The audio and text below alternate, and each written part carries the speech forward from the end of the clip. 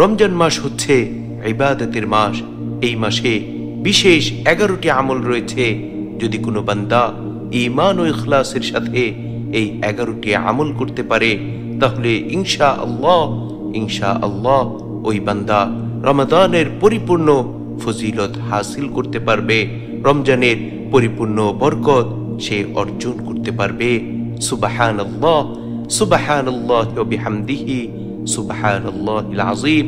সেই 11টি আমলের মধ্যে নম্বর 1 হচ্ছে ঈমান ও ইখলাসের সাথে রমজানের প্রতিটা রোজা রাখা। কেননা রাসূল আকরাম সাল্লাল্লাহু আলাইহি ওয়াসাল্লাম ইরশাদ করেন, মান সামা রমাদানা ঈমানান ওয়া ইহতিসাবান গুফিরা লাহু মা তাকদ্দামা মিন যামবি। যে ব্যক্তি ঈমানের সাথে এবং সওয়াবের আশায় রমজানের রোজা রাখবে, ওই ব্যক্তির আগের সকল গুনাহ মাফ করে দেয়া হবে। সুবহানাল্লাহ, সুবহানাল্লাহি ওয়া বিহামদিহি, সুবহানাল্লাহিল আযীম। নম্বর 2 হচ্ছে ঈমান ও ইখলাসের সাথে প্রত্যেক দিন তারাবির সালাত আদায় করা। নম্বর 3 হচ্ছে সারা দিন আল্লাহ রাব্বুল আলামিনের সন্তুষ্টির উদ্দেশ্যে রোজা রেখে ইফতারের সময় দ্রুত ইফতার করে নেয়া। নম্বর 4 হচ্ছে রমজান মাসে প্রত্যেক দিন বরকতের আশায় আল্লাহ রাসূল সাল্লাল্লাহু আলাইহি ওয়াসাল্লামের বিশেষ একটি সুন্নাহ সাহরি করা। নম্বর 5 হচ্ছে রমজান মাসে আমলের পাল্লাকে ভারী করার জন্য বেশি বেশি কোরআন তিলাওয়াত করা। কেননা রমজান মাসকে বলা হয় কোরআন নাজিলের মাস। এই মাসে যারা বেশি বেশি কোরআন তিলাওয়াত করবে, আল্লাহ রাব্বুল আলামিন তাদের নেক আমলের পাল্লাকে ভারী করে দিবেন। সুবহানাল্লাহ, সুবহানাল্লাহি ওয়া বিহামদিহি, সুবহানাল্লাহিল আযীম। নম্বর 6 হচ্ছে নিজে ইফতার করার পাশাপাশি অন্য রোজাদার ভাই বোনকে ইফতার করানো।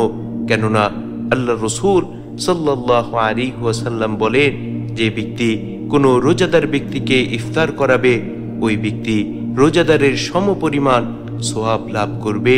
এতে করে তার সওয়াব বিন্দু পরিমাণও কমানো হবে না। সুবহানাল্লাহ, সুবহানাল্লাহি ওয়া বিহামদিহি, সুবহানাল্লাহিল আযীম। নম্বর 7 হচ্ছে রমজান মাসে বিশেষ কাজ হচ্ছে সকল ধরনের অশ্লীলতা থেকে, সকল ধরনের খারাপ কাজ থেকে নিজেদেরকে বিরত রাখা। কেননা রোজা রেখে যদি খারাপ কাজ থেকে নিজেদেরকে হেফাজত না করতে পারি, তাহলে রোজার বরকত এবং ফজিলত নষ্ট হয়ে যাবে। নাউযুবিল্লাহ, নাউযুবিল্লাহ। নম্বর 8 হচ্ছে রমজান মাসে বেশি বেশি দান সদকা করা।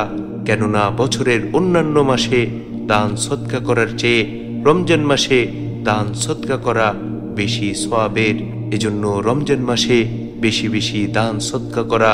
নম্বর 9 হচ্ছে রমজান মাসে যাদের যাকাত ফরজ হয়েছে অবশ্যই তাদের যাকাত আদায় করা। নম্বর 10 হচ্ছে রমজান মাসের শেষ দশকে বেজোড় রাত্রিগুলোতে লাইলাতুল কদর তালাশ করা। কেননা রাসূল আকরাম সাল্লাল্লাহু আলাইহি ওয়াসাল্লাম রমজান মাসের শেষ দশকে বেজোড় রাত্রিগুলোতে লাইলাতুল কদর তালাশ করতেন। নম্বর 11 হচ্ছে রমজান মাসের শেষ দশকে ইতিকাফ করা। কেননা আল্লাহ রাসূল সাল্লাল্লাহু আলাইহি ওয়াসাল্লাম রমজান মাসের শেষ দশকে ইতিকাফ করতেন। সুতরাং যদি কোনো বান্দা ঈমান ও ইখলাসের সাথে এই 11টি আমল করতে পারে, তাহলে ইনশাআল্লাহ ওই বান্দা রমজানের পরিপূর্ণ বরকত ফজিলত হাসিল করতে পারবে। এছাড়াও অসংখ্য নেক আমল রয়েছে। রমজান মাসে যত বেশি নেক আমল করা যায় তত বেশি লাভবান